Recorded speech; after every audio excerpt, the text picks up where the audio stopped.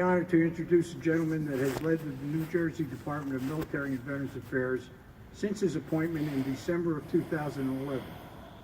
As the Adjutant General, Brigadier General Michael L. Caniff is responsible for the operation of both the National Guard, Air and Army, and Veterans Affairs in New Jersey. Joining the Air Force in 1982, he completed flight training and has spent more than 35 years serving our nation.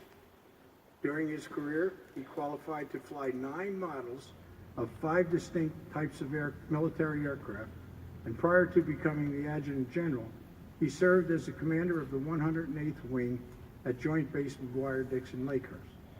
His many decorations and awards include the Legion of Merit, Meritorious Service Medal with Bronze Oak Leaf Cluster, and the Air Medal.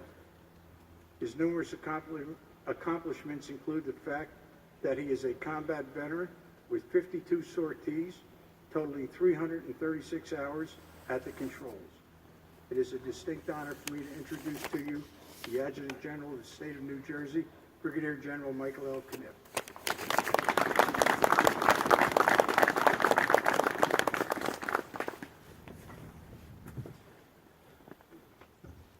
Good morning, everyone. How you doing? I'd like to start out the way my preschool wanted me to start out. There are about 3 empty rows of chairs in the front of this establishment, and if you want to filter in and take a seat, once you get it warmed up, not too bad.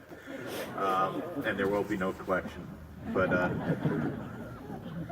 on a serious note, folks, welcome to our distinguished guests, our elected officials, people, our old friends of the cemetery, and perhaps you're one of those just joining us for the first time. It's a very fitting place, obviously, to be on Veterans Day.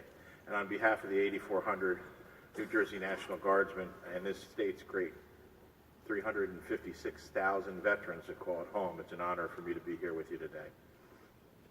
I think we can all agree that sometimes it feels like our lives are speeding up. Every day, brings us new distractions and demands on our time. On some days, it's important to slow down and reflect. Veterans Day, to me, is one of those days.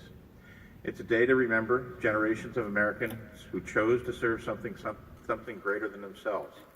They overcame their fears, they passed up opportunities, and they made sacrifices. Some have said that if not for the heroic act of our veterans in the past, Americans and America might not be speaking English as a language. I say if it was not for the heroic act of our veterans, America would look very different today if it existed at all. The truth is, having a full appreciation for Veterans Day requires an appreciation of history. The history of things that took place decades ago, and the history of things that happened just a few weeks ago. I'll give you an example of that right here in New Jersey. Thousands of New Jersey Army National Guard troops served with distinction in World War I. Many of those citizen soldiers became part of the 44th Infantry Division, which chased Hitler and his army across France during World War II as it drew to a close. The soldiers of the 44th Division became the first Americans to cross the Rhine, and they advanced fast enough to become the first allies to capture a German general, the commander of the 17th SS Panzer Division. Old yellowed copies of Warner Gannett's dispatches from the Newark Evening News captured the drama and the heroism of the 44th. Gannett's copy made the boys of the 41st sound like supermen. They really weren't. They were just ordinary men from places like Passaic, West Orange, Flemington, Toms River, Marlton, Atlantic City, and just about any other town in New Jersey. But they did do exceptional things. And that's who we celebrate on Veterans Day, ordinary men and women who do extraordinary things. The men and women of the 44th are still doing extraordinary things. Right now, more than 150 of their members from the 44th Infantry Brigade combat team are in Puerto Rico, helping those residents of that island recover from a devastating back-to-back hurricane sequence. The men and women on duty in the Caribbean are direct descendants of the men and women who stormed across Germany in 1945. Their unit, which had been designated the 50th Infantry Brigade Combat Team, returned to its roots, the 44th, in June, and that change has become official this month. The 44th is not the only National Guard unit with a great history and legacy of creating veterans that make a difference. Another one of those units is New Jersey's Air National Guard 141st Air Refueling Squadron, which is celebrating its 100th anniversary this year. And to put that in context, that was formed 3 decades before the Air Force itself as part of the Army Air Service. The unit fought in the Western Front in World War I as the 141st Aero Pursuit Squadron. The unit was led by New Jersey's own Hobie Baker, a well-known Princeton and hockey player who was about as well-known in his time as a person like LeBron James is today. Baker, who was credited with shooting down 3 German planes himself, died in France shortly after the war ended. He crashed while testing a plane that had been giving the mechanics some trouble. He was scheduled to begin his journey home later that day. The squadron went on to fight in World War II and later switched from fighters to tankers, and that unit has also made plenty of history as a refueling squadron, serving as part of the critical air bridges and aerial support for every major military operation for the past 30 years.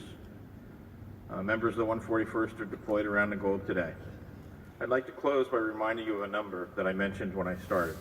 It was 356,000, the estimated number of veterans in New Jersey. 5 years ago when I took this job, the number was 441,000, and a decade ago it was 550,000.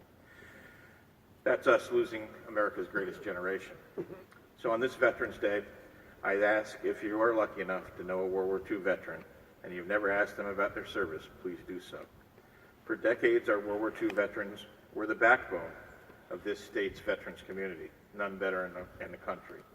The mantle has now been passed to our Vietnam veterans, who have worked selflessly and tirelessly to make sure anyone who served our country in a time of war will never be treated the way they were when they returned home. Welcome home.